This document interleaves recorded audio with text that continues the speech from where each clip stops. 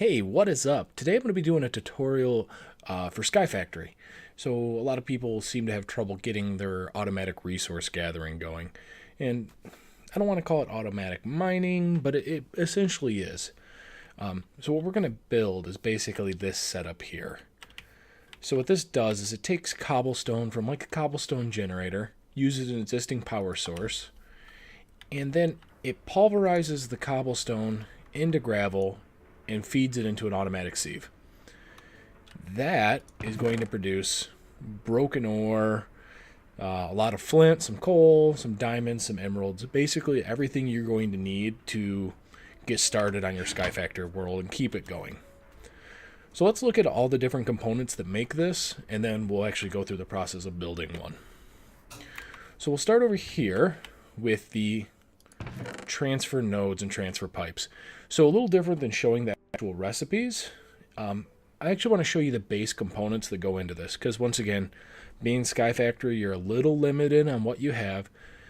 So to make sure that you actually have the resources to pull this off, here's what you need as far as the base resources.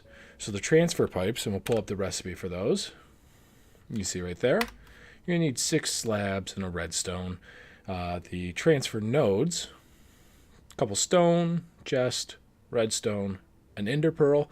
Now this can be swapped out for a redstone block if you have more redstone than you do ender pearls, but you get 4 with the ender pearl, so I'd probably recommend that. And one of the transfer pipes you made.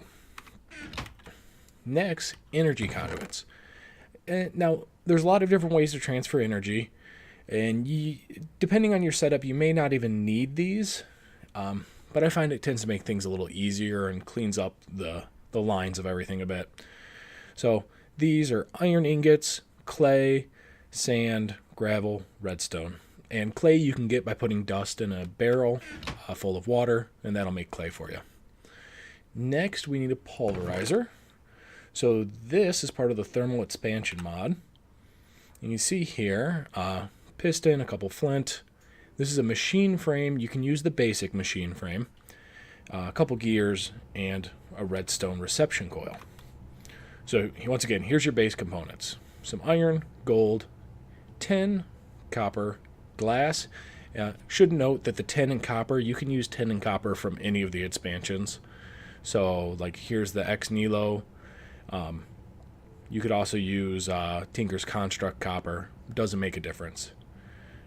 Bit of redstone, some cobblestone, and some oak wood. Next, the kind of pinpoint, the centerpiece of this whole thing, the automatic sieve. Now, there's 2 different recipes here. I find that this one's a little more involved. There's a lot more steps to go through.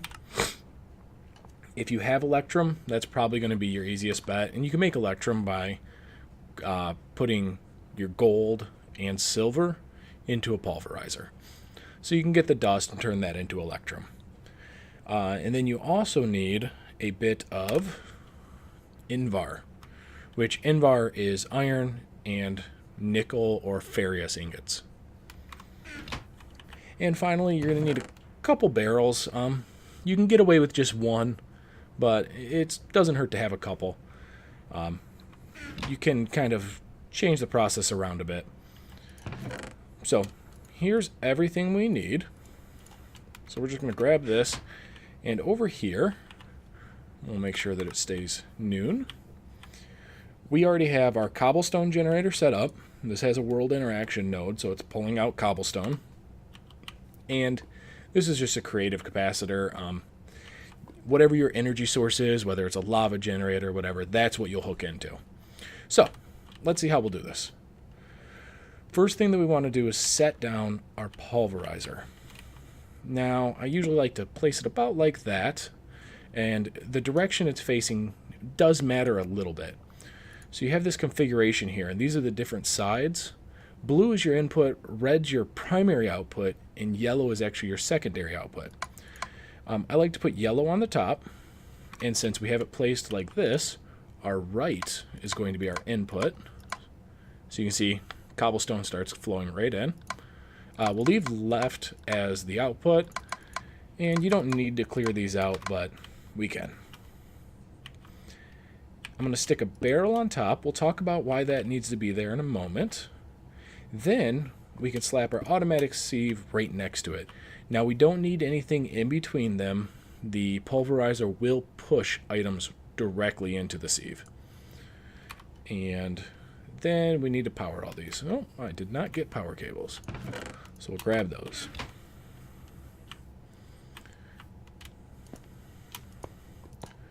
All right, that supplies power to both of those. Now, the sieve itself, when items fill up in its output, will not pump the items out. They'll just stay there. So we have to put a transfer node on it, and we'll feed that into a chest.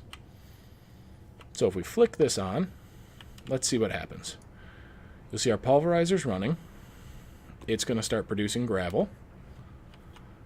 The gravel will get fed right in here. And we don't see it there. It's in there. Nope, and there goes another piece. And so then as this produces broken ore or flint or whatever it produces, in that case lapis, it gets pumped right into your chest. Now the reason for the barrel up here, especially if you're playing on a multiplayer server where this is going to be running when you're offline, the pulverizer has a chance to make sand as well as gravel. And as soon as you run into a stack of sand here, it's going to stop. It won't keep running.